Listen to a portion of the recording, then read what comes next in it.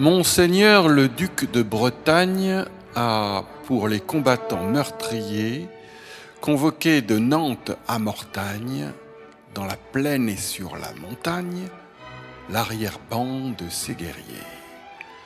Ce sont des barons dont les armes ornent les forts sein d'un fossé.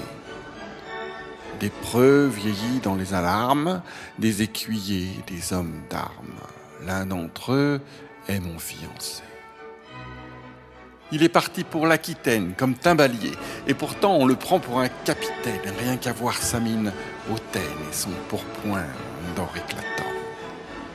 Depuis ce jour, l'effroi m'agite. J'ai dit, joignant son sort au mien, ma patronne, Sainte Brigitte, pour que jamais il ne le quitte surveiller son ange gardien. J'ai dit à notre abbé, messire, priez bien pour tous nos soldats. Et comme on sait qu'il le désire, j'ai brûlé 3 cierges de cire sur la châsse de Saint-Gildas. À Notre-Dame de Lorette, j'ai promis dans mon noir chagrin d'attacher sur ma gorgerette, fermée à la vue indiscrète, les coquilles du pèlerin. Il n'a pu, par d'amoureux gages absents, consoler mes foyers. Pour porter les tendres messages, la vassale n'a point de page, le vassal n'a pas d'écuyer. Il doit aujourd'hui de la guerre revenir avec Monseigneur. Ce n'est plus un amant vulgaire, je lève un front baissé naguère, et mon orgueil est du bonheur.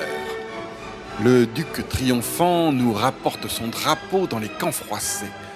Venez tous sous la vieille porte voir passer la brillante escorte, et le prince est mon fiancé. Venez voir pour ce jour de fête son cheval caparaçonné qui sous son poids émis s'arrête et marche en secouant la tête de plumes rouges couronnées.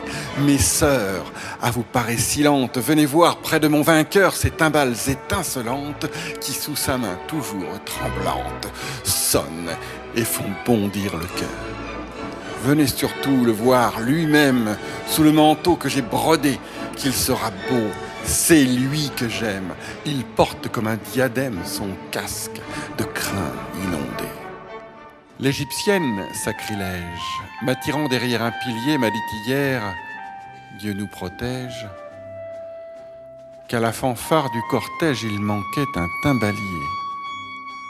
Mais j'ai tant prié que j'espère, quoique me montrant de la main un sépulcre, son noir repère, la vieille au regard de vipère m'a dit « Je t'attends là demain ».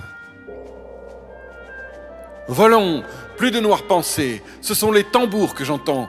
Voici les dames entassées, les tentes de pourpre dressées, les fleurs et les drapeaux flottants. Sur 2 rangs, le cortège ondoie. D'abord les piquiers au pas lourd, puis sous l'étendard qu'on déploie les barons en robe de soie, avec leurs toques de velours. Voici les chasubles des prêtres, les héros sur un banc coursier, tous, en souvenir des ancêtres, portent l'écusson de leur maître, peint sur leur corselet d'acier. Admirez l'allure persane des Templiers craints de l'enfer, et sous la longue pertuisane, les archers venus de Lausanne, vêtus de buffles, armés de fer.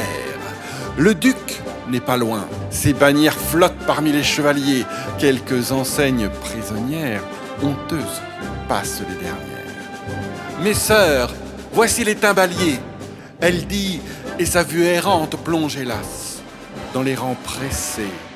Puis dans la foule indifférente, elle tomba froide et mourante. Les timbaliers